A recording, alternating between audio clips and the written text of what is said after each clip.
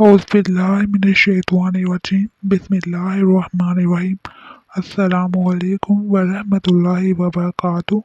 मुर्दा औरतों से ज़ना करने वाले शख्स का वाक़या। इमाम ज़हरी रहमतुल्लाह अलैह नक़ल है कि हज़रत उमर रज़ी अल्लाह तआला अन्हा रोते हुए हुज़ूर नबी करीम सल्लल्लाहु अलैहि वसल्लम की खिदमत में हाज़िर हुए। आपने वजह पूछी तो अर्ज़ किया कि या रसूल अल्लाह सल्लल्लाहु अलैहि वसल्लम, दरवाज़े पर एक नौजवान रो रहा है जिसने मेरा दिल जला दिया है। फरमाया, उमर इसे अंदर ले आओ। वो नौजवान रोता हुआ आप सल्लल्लाहु अलैहि वसल्लम की खिदमत में हाज़िर हुआ। हुज़ूर सल्लल्लाहु अलैहि वसल्लम ने इससे रोने की वजह पूछी। कहने लगा, या रसूल अल्लाह, मेरे गुनाहों का ढेर मुझे रुला रहा है और मुझे जबा से डर आता है, वो मुझ पर गज़बनाक होगा। आपने फरमाया, नौजवान, क्या तूने अल्लाह के साथ किसी को शरीक ठहराया है? अर्ज़ किया, नहीं। क्या तूने किसी जान को नाहक कत्ल किया है? अर्ज़ किया, नहीं।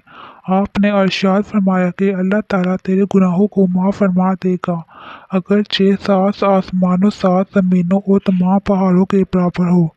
नौजवान बोला, हजूर, मेरे गुनाह 7 आसमान, ज़मीन और पहाड़ों से भी बड़ा हुआ है।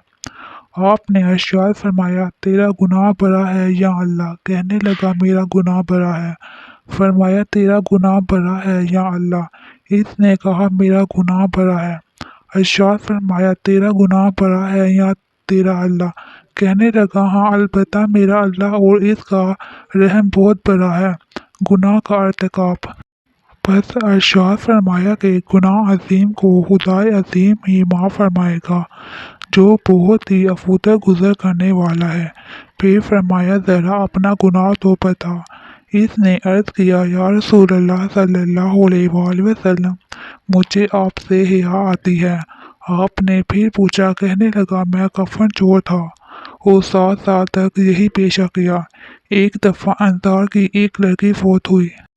मैंने इसकी कब्र खोदी, कफन उतार कर चल दिया। अभी थोड़ा दूर ही गया था कि शैतान ने मुझ पर गलबा पाया और मैंने लौट कर इससे मुजामत कर ली। अभी मैं कब्र से निकल कर थोड़ी ही दूर गया था कि क्या देखता हूँ, वो लड़की खड़ी हो पुकार कर कह रही है, ऐ नौजवान, तुझे क़यामत के दिन जज़ा व सज़ा देने वाले से या नहीं आती, जिस वक़्त वो अपनी कुर्सी फैसले के लिए रखेगा और जालिम से मजलूम का बदला दिलवाएगा।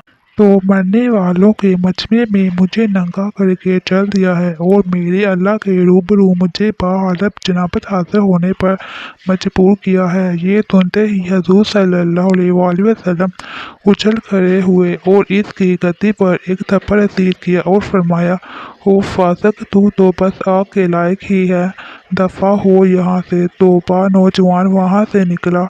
40 रातों तक अल्लाह के हजूर तौबा करता मारा मारा फिरता रहा।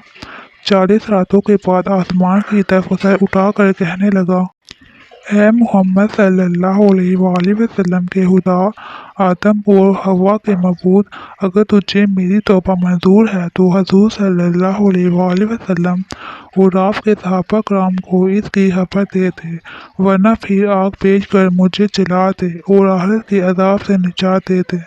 इतने में जिब्राइल अलैहिस्सलाम तशरीफ लाए, सलाम कहा और अल्लाह ताला की तरफ से आप सल्लल्लाहु अलैहि वसल्लम को सलाम पहुंचाया। जिब्राइल अलैहिस्सलाम ने कहा कि अल्लाह ताला फरमाते हैं, क्या महलूक को आपने पैदा किया है?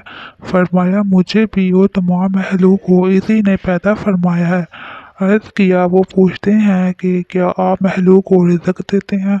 फरमाया, बल्कि मुझे भी और तमाम महलूक को अल्लाह ही रिज़्क़ देते हैं।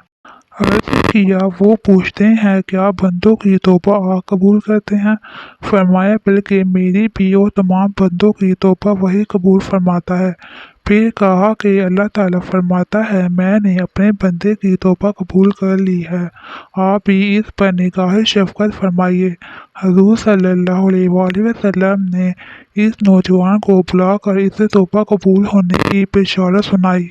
सबक: इस वाक़ये से हमें ये सबक मिलता है कि अक्लमंद आदमी को इससे सबक लेना चाहिए और जानना चाहिए कि जिंदा के साथ ज़ना करना मुर्दे के साथ ज़ना करने से ज़्यादा बड़ा गुनाह है।